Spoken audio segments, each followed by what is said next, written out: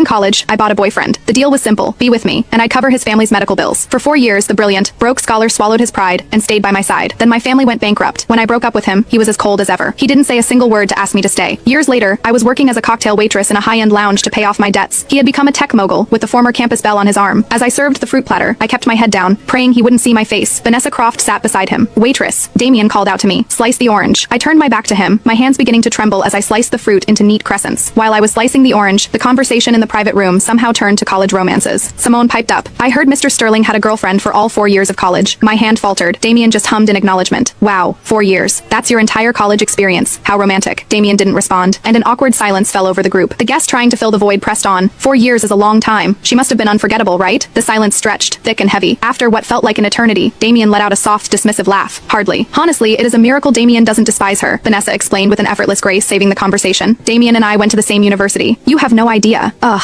I felt so bad for him back then. If his ex hadn't been in the way, do you really think it would have taken us this long to get together? Of course, Vanessa, you are a huge star now, no matter how great his ex was. Could she ever compare to you? The mood in the room instantly lifted. I tugged the brim of my cap lower, desperate to just disappear. The fruit knife slipped, slicing my finger. A sharp hiss of pain escaped my lips, drawing the attention of the table. "What is wrong with you?" Vanessa complained, her voice sharp with annoyance. "Can't you even cut a piece of fruit? I am so sorry, I'll get you a fresh platter." I snatched the plate, ready to flee. Wait. Damien's voice stopped me in my tracks. Each word was slow, deliberate. "Turn around." My feet felt nailed to the floor. 1 second, 2. My manager, sensing trouble, rushed over. "My apologies, everyone. She is new, still learning the ropes. The fruit platters are on the house tonight." She shot me a pointed look. "What are you waiting for? Go get a new one." It was the escape I needed later. My manager, a kind woman named Sarah, pulled me aside. "You need to be quicker on your feet next time," she said gently. "We were all new once, but a complaint from that room, and you'd be working tonight for free." "Thank you, Sarah. Don't mention it. Just be extra careful with the VIP room. They're all heavy hitters, especially the youngest, most handsome one in the middle. He is the founder of a huge tech startup. He is not someone we can afford to cross." "Sarah, I am a little shaken up. Could you possibly take the new platter in for me?" "Sure thing." I let out a breath I didn't realize I'd been holding. If there was one person in the world who had already crossed Damien Sterling beyond forgiveness, it had to be me. I was the ex he was talking about, the one it was a miracle he didn't despise. At 4 a.m., my shift was finally over. I was the last to leave. A coworker, thinking the building was empty, had already shut off the main lights and the elevators. I jabbed at the elevator button in frustration, hoping to bring it back to life. "You should probably call someone." Damien's voice echoed from the darkness behind me. I froze, then mechanically called my coworker. The elevator whirred back to life. Damien and I stood in the cramped space, the silence deafening. "Working this late?" His voice was low, yet distinctly clear in the confined space. "Yeah, waiting for the last guest to leave." I stared at the closed elevator door. "The pay? Is it good?" he asked hesitantly. "It is okay." I kept my head down, the cap hiding my face. He didn't seem to recognize me. He chatted idly for a moment, then glanced at his watch. "This elevator is painfully slow. My girlfriend is probably getting impatient. She is very clingy, you know, loves to be doted on." My heart clenched. He was talking about Vanessa. "What about you?" he continued. "You get off this late. Doesn't your boyfriend come pick you up? I live close by." The elevator